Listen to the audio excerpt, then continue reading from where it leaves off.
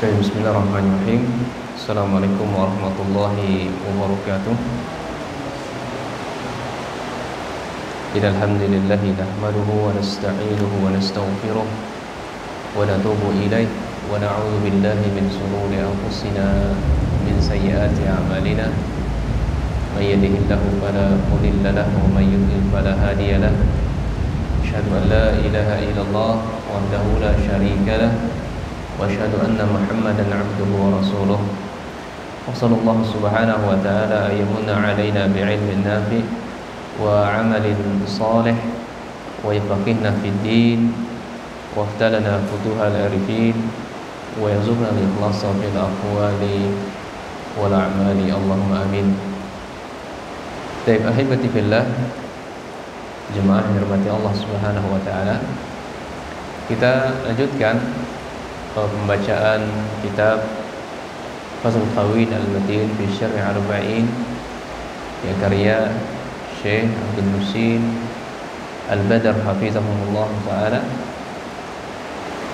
Kita masih pembahasan mengenai makna syahadati anna Muhammadan Rasulullah. Ya, kalau dalam kitab saya itu halaman 21. Di paragraf yang kedua beliau mengatakan, ya, setelah beliau menyebutkan tentang konsekuensi ya syahadat anna Muhammad Rasulullah, kemudian di paragraf kedua beliau menyebutkan ya konsekuensi dari syahadat la ilaha illallah dan Nabi Muhammad sallallahu alaihi wasallam. Baik, qala muallif rahimahullah taala, wal ikhlasu al amali lillahi wattiba'u ma jaa'a bihi ar-rusul ya bihi Rasulullah sallallahu alaihi wasallam huma muqtada syahadah an la ilaha illallah. Ini ikhlas beramal untuk Allah. Ini poin yang pertama. Jadi ketika beramal ini ikhlas, ya, di jalan Allah Subhanahu wa taala. Ya. Kemudian yang kedua, mengikuti apa saja yang dibawa oleh Rasul sallallahu alaihi wasallam. Nah, kedua hal ini huma muqtada syahadati an la ilaha illallah. Ini konsekuensi dari syahadat la ilaha illallah. Jadi kalau orang, Bapak Ibu sekalian, ketika mengucapkan kalimat la ilaha illallah, itu konsekuensinya ketika beramal ikhlas untuk Allah dan mengikuti apa yang dibawa oleh Rasul SAW. Mestinya begitu. Namun mereka, sebagian dari mereka ketika mengucapkannya nggak ngerti. Ya. Demikian pula, ya, saking banyaknya mereka mengucapkan kalimat la ilaha illallah ketika tahun baru pun, tahun baru, ya, bukan tahun barunya kita. Ya, mereka orang-orang Islam berpesta ria juga, ikut-ikutan di dalamnya. Ya, dan ini tercela, menggadaikan akidahnya dalam melakukan hal seperti itu. Disebutkan oleh Allah, la yashhadu dzur, janganlah kalian mempersaksikan perbuatan kezaliman dzur. Ya, perbuatan kezaliman dzur, kedustaan, menghadiri, meramaikan acara-acara yang bukan acara Islam, perbuatan bid'ah, maksiat, keharaman. Ditegur secara tegas oleh Allah Subhanahu wa taala. Nah, ini yang konsekuensi dari kalimat la ilaha illallah. Wa anna Muhammadan Rasulullah sallallahu alaihi wasallam. Demikian pula bahwasanya Nabi Muhammad sallallahu alaihi wasallam adalah utusan Allah Subhanahu wa taala. Wa kullu amalin yutaqarrabu bihi ila Allah la budda an yakuna khalisan lillahi wa mutabiqan li sunnati Rasulillah sallallahu alaihi wasallam. Kata beliau, segala amalan apa saja yang mendekatkan diri kepada Allah itu mestinya ikhlas. Itu mestinya ikhlas dan harus sesuai dengan, selaras dengan sunnah Rasul sallallahu alaihi wasallam. Ya. Baik, saya harap di sini tidak ada yang gagal paham. Karena lepas dari kajian banyak ada aja yang gagal paham. Ketika ustadznya menyampaikan ayo beramal untuk ikhlas, ya, ini ustadz ini sudah menghina kita, ini ustadz ini mencela kita, ini ustadz ini mengolok-olok kita, mencemehkan kita, ini amal kita dia katakan enggak ikhlas. Oh, enggak gitu. Ini ada sebagian di antara kita pulang dari kajian gagal paham.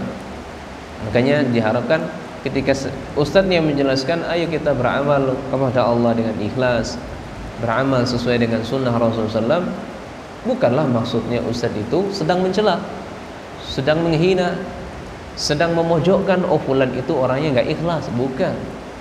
Tapi memberitahukan, mas, boh kalau ya beramal itu ya ikhlas toh mas. Ya, kalau mau amal ini diterima oleh Allah mestinya harus ikhlas. Baik, yang kedua mengikuti sunnah Rasul sallallahu alaihi wasallam.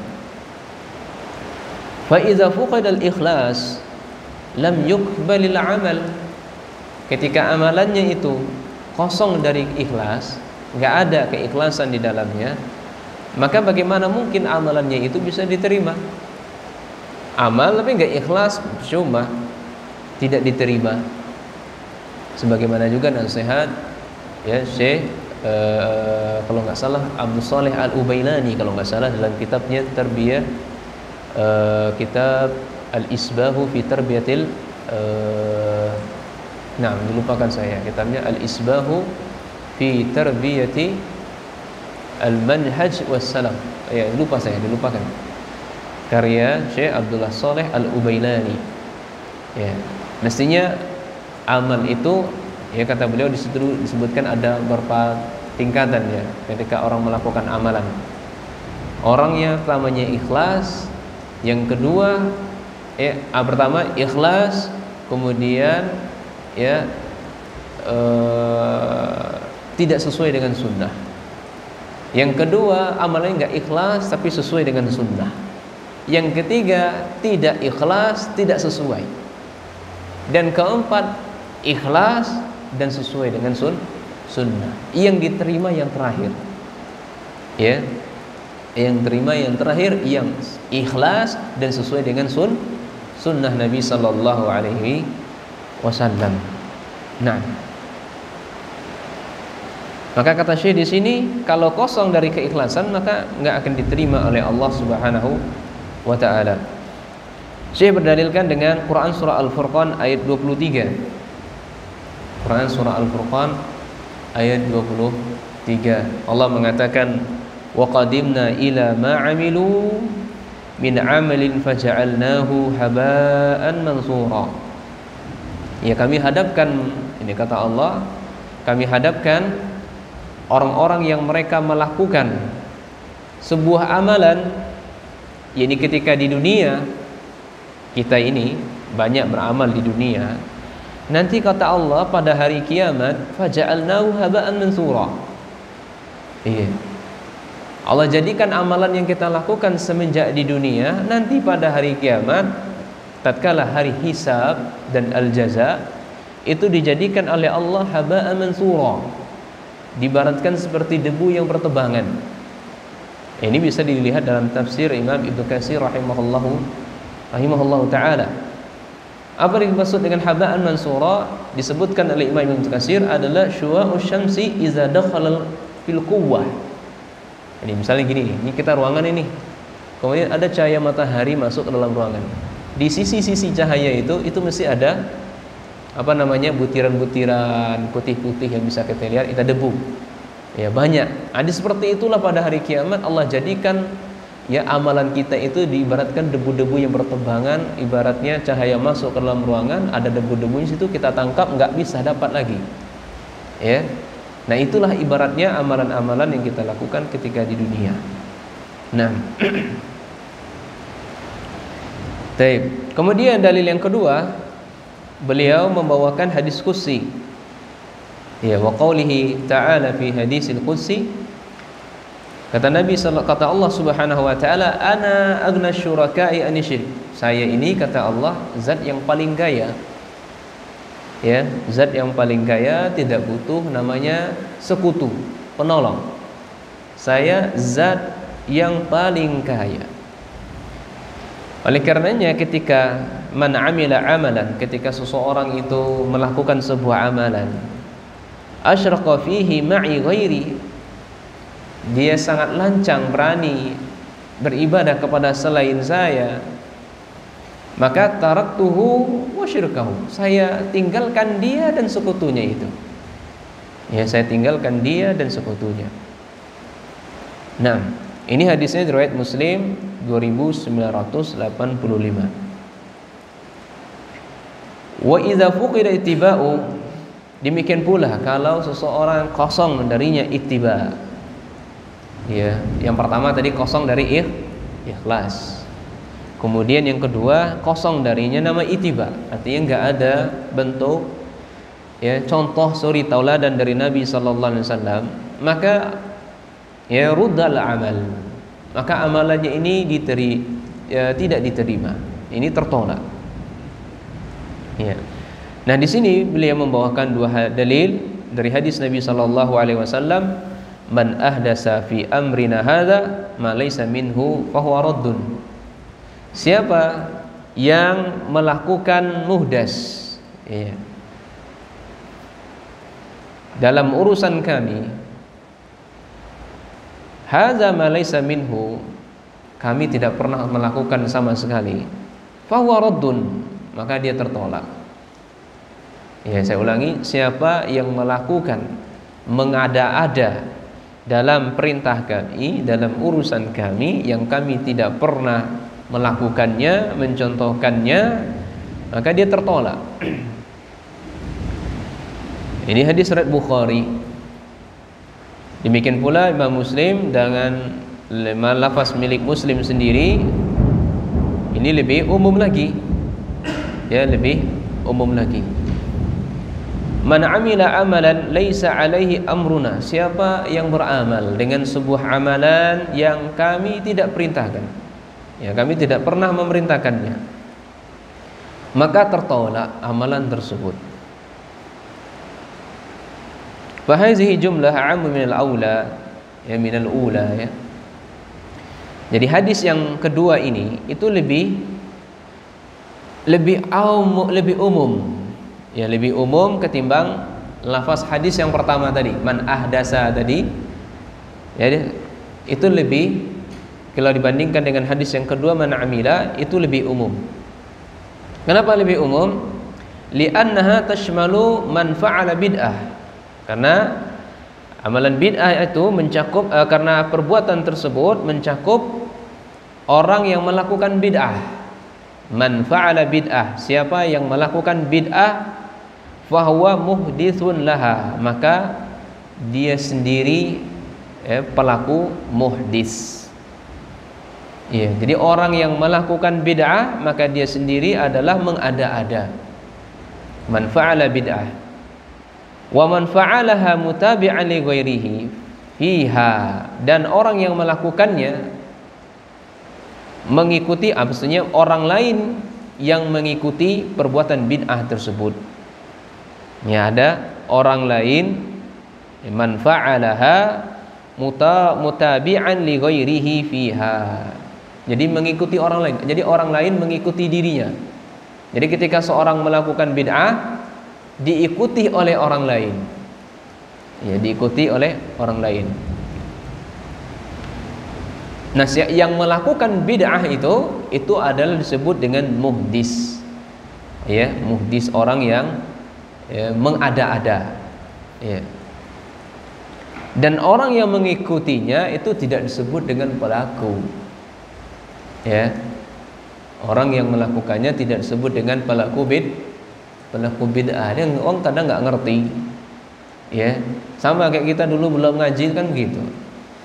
Ya, ikut yasinan, ikut tahlilan, maksudnya tahlilan yang yang bid'ah ya. Tahlil itu sesuatu yang bagus. Tahlil itu kalimat apa? Kalimat la ilaha illallah, afdhalul zikri la ilaha illallah. Ya, kalau bagian cabang keimanan yang paling tertinggi, afdhal. Nah, tempatnya yang keliru di situ. Ya, mengkhususkan membaca kalimat la ilaha illallah di tempat-tempat tertentu, ini yang tidak diperkenankan oleh Nabi sallallahu alaihi wasallam.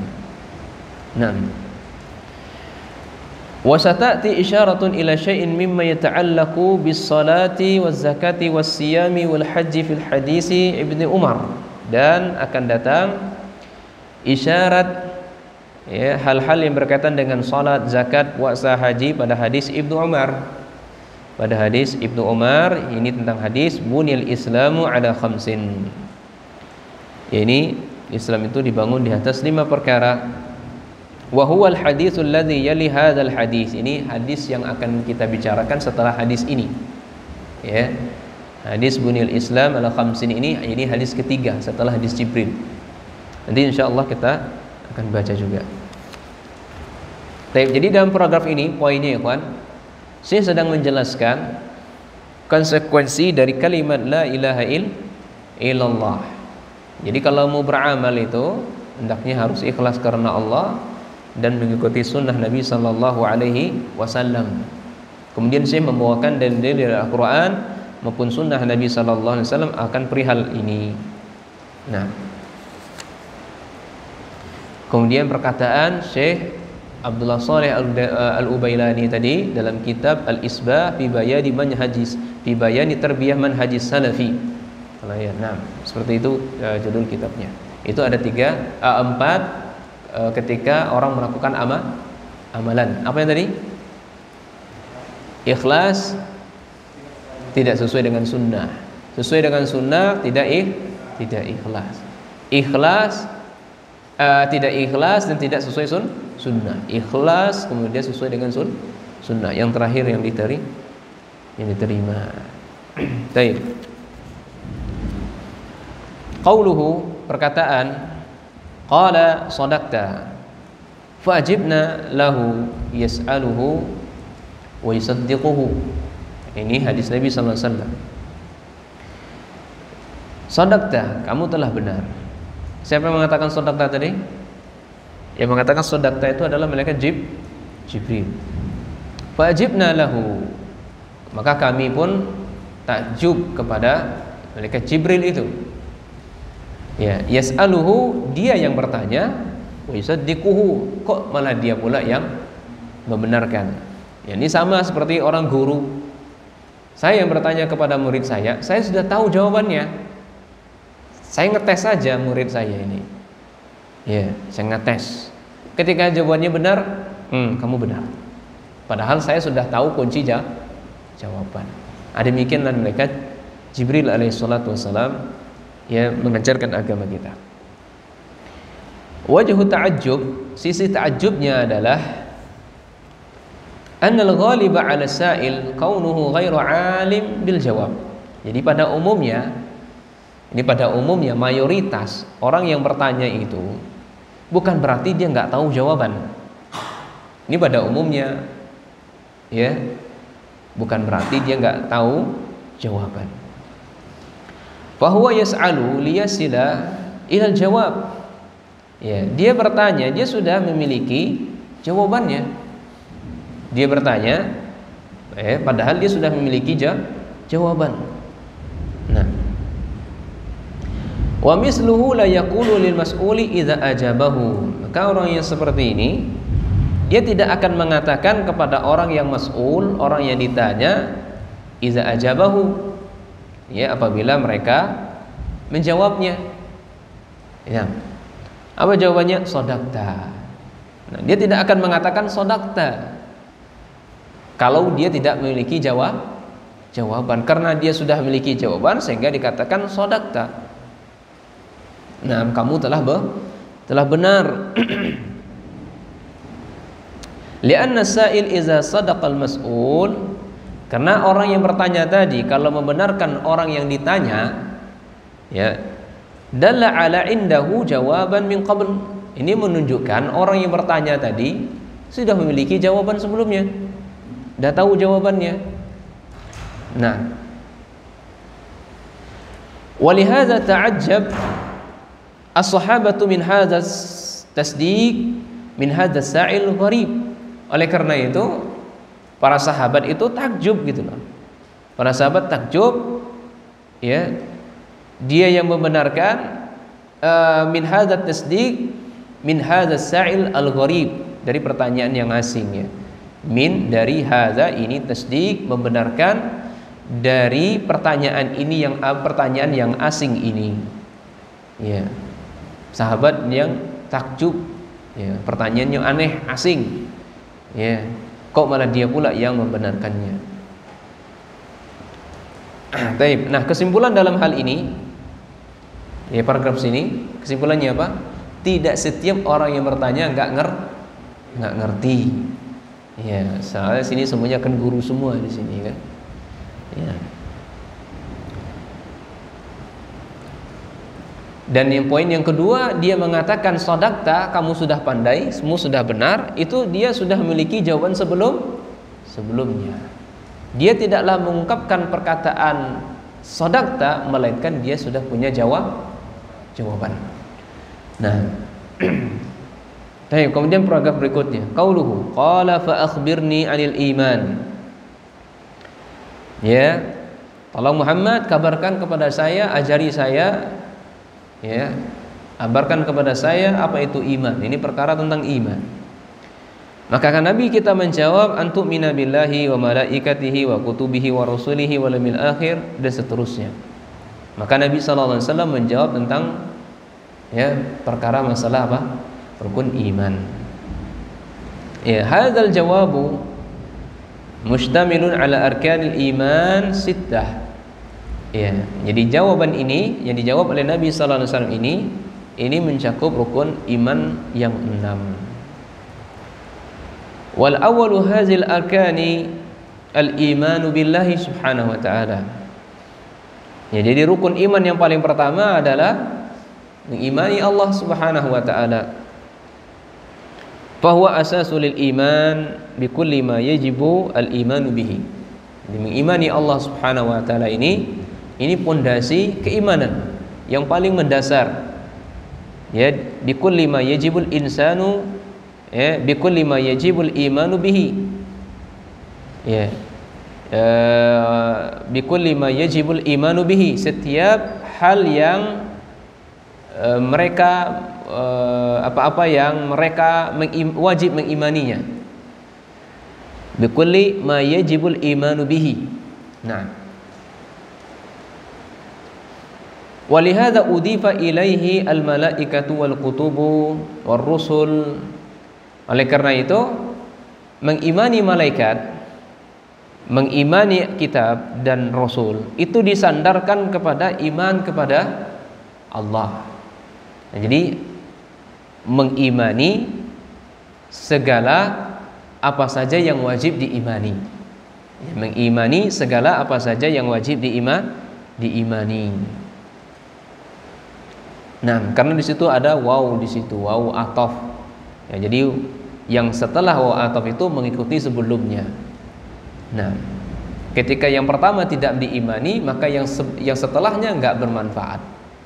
Yang pertamanya apa di sini? Mengimani Allah. Ketika Allah saja enggak diimani, dia hanya mengimani malaikat saja, kitabnya, enggak manfaat. Iya, tidak bermanfaat. Itu fungsi waw ataf di situ. Nah, wa man lam yu'min billahi la yu'minu bi baqiyatil arkan. Ini yang kita katakan tadi, ya. Siapa yang tidak beriman kepada Allah, ya, maka dia tidak beriman kepada rukun iman yang lainnya. Siapa yang tidak beriman kepada Allah, maka rukun iman yang lainnya dia tidak imani. Wal imanu billahi yashmalul imana biwujudihi. Mengimani kepada Allah itu mencakup, di sini Syekh menjelaskan tentang, ya, hal-hal yang wajib diimani kepada Allah. Ya, perkara-perkara yang wajib, yang mesti wajib diimani terhadap Allah. Nah, yang pertama di sini adalah ya biwujudihi. Kita harus beriman bahwasanya Allah itu ada. Ya, mengimani akan wujudnya Allah Subhanahu wa taala. Tapi di sini saya tidak membawakan dalilnya ya. Nah, mengimani Allah Subhanahu wa taala itu bisa dibuktikan baik secara fitrah ya, baik secara akal, baik secara dalil syar'i. Ya. Kalau dalil secara fitrah disebutkan dalam hadis Nabi sallallahu alaihi wasallam, yuladu mana hadisnya, kullu abna yuladu ala fitrah, atau kama qala Nabi sallallahu. Ya. Setiap anak yang dilahirkan itu dia dilahirkan di atas fitrahnya. Maka fa abawahu, bapaknya lah yang akan menjadikannya apa? Yahudi, Nasrani atau Majusi. Bapaknya, orang tuanya lah yang akan menjadikan anaknya tersebut seorang Yahudi, Nasrani dan Majusi. Nah, ini maksudnya fitrahnya yang masih suci, ikhwan. Saya sengaja bertanya kepada anak-anak yang fitrahnya masih suci itu. Baik ketika anak saya sendiri, mungkin sudah mungkin dipraktekkan juga, dan anak-anak yang notabene orang tuanya itu nggak ngerti tentang syariat Allah. Ya, berapa tempat itu saya ketika saya kunjungi dakwah pelosok itu. Ketika saya makan bakso daerahnya itu daerah Jangkat. Namanya daerah Jangkat. Kawan-kawan kita banyak yang ada di daerah sana, Sungai Tebal. Iya. Ketika saya makan bakso di pasar itu, ibunya subhanallah ya, pakaiannya itu ya, antum tahulah pakaian ya wanita pada umumnya saat ini yang kita lihat itu kan, mengubar aurat mereka. Iya, celananya, iya celana luar biasa, subhanallah. Setelah saya makan bakso sambil makan, anaknya lewat. Saya panggil anaknya, sini Dik. Nah, kelas berapa? Kelas 4 Pak, kelas 4 Pak atau Om panggilannya itu. Kelas 4. Oh, sudah belajar agama? Belum. SD-nya di mana? SD sana. Nah, kebetulan SD di sana itu di Sungai Tebal itu satu saja SD-nya. Satu saja SD-nya.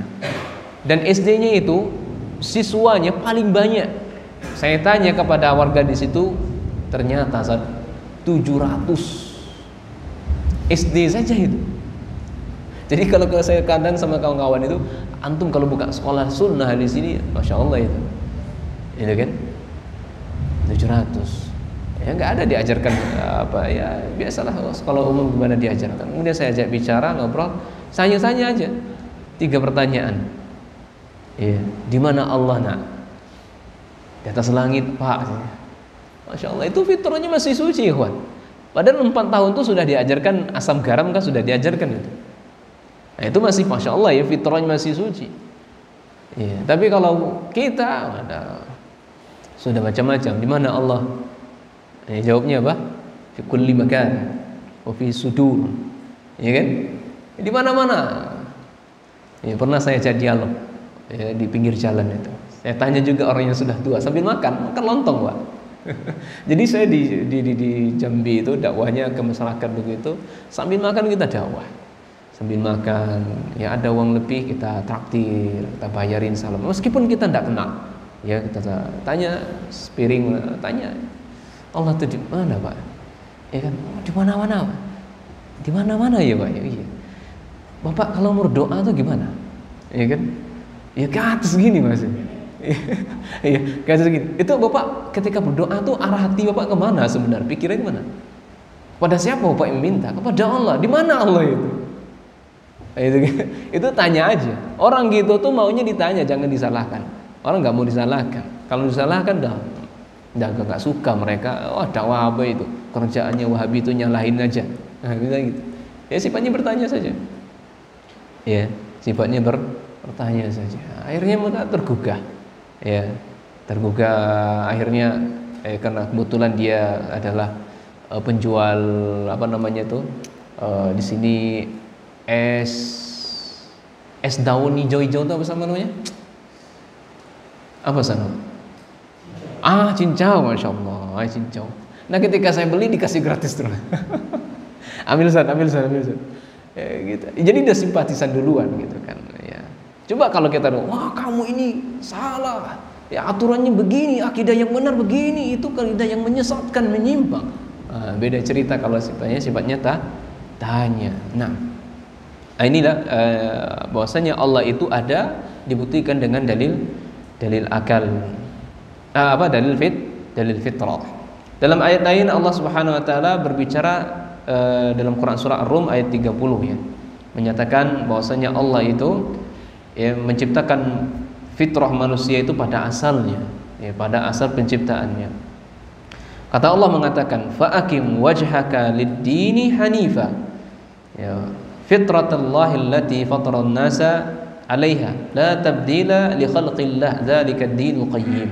Demikianlah agama Allah yang lurus tersebut. Allah hadapkan wajah kita yang lurus kepada Hanifa, agama Allah yang lurus ini di atas fitrahnya yang Allah fitrahkan manusia di atasnya. La tabdil, tidak akan pernah ada pengganti, dirubah li khalqillah terhadap ya penciptaan Allah Subhanahu wa taala. Taib. Makanya ditegaskan pula ya oleh Allah dalam sebuah hadis qudsi, hadis riwayat Muslim. Allah mengatakan wa inni khalaqtu ibadi hunafa. Sesungguhnya saya menciptakan hamba saya itu dalam keadaan yang fitrahnya lurus kullahum, semuanya. Wa innahum atathum syayatin. Ya, dan sesungguhnya mereka didatangi oleh syaitan-syaitan.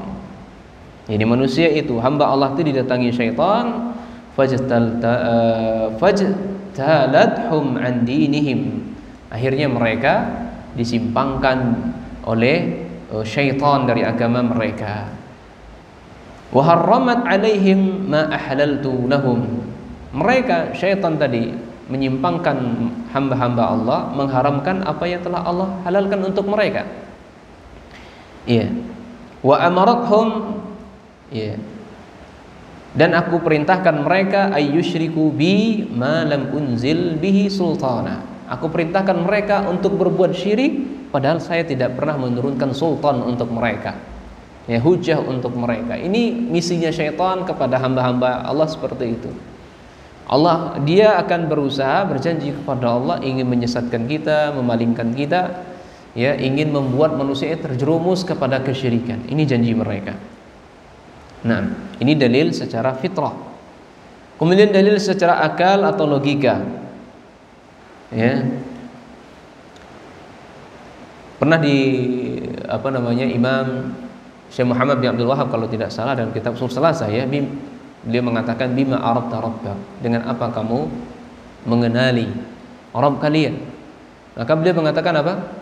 Bi ayatihi wa makhluqatihi, dengan ayat-ayatnya dan dengan makhluknya. Ayat kauniyah dan ayat syar'iyyah.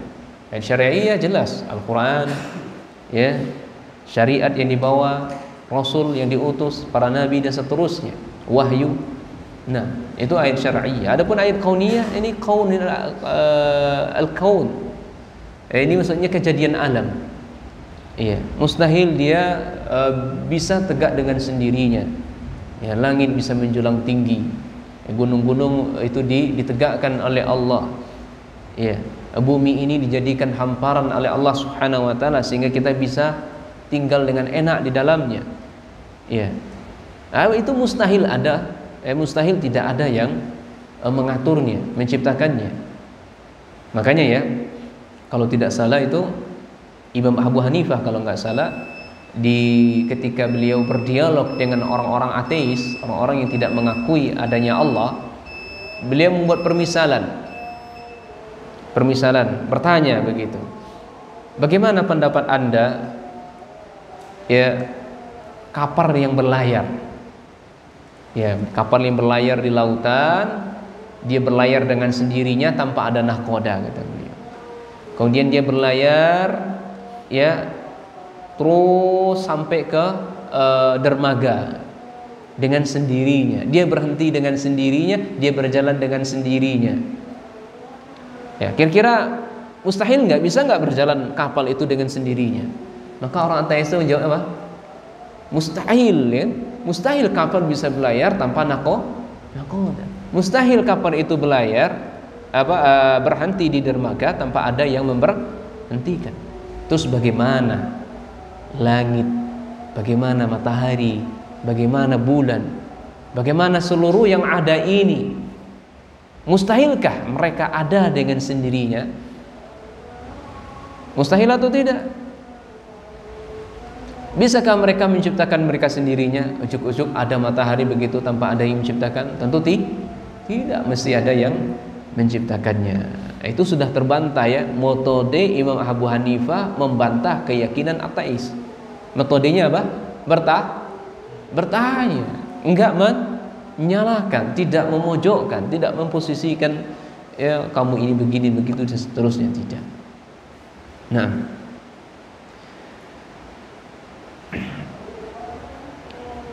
baik, karena sudah azan, ya kita azan, nanti insyaallah kita lanjutkan, ya, habis sisa insyaallah.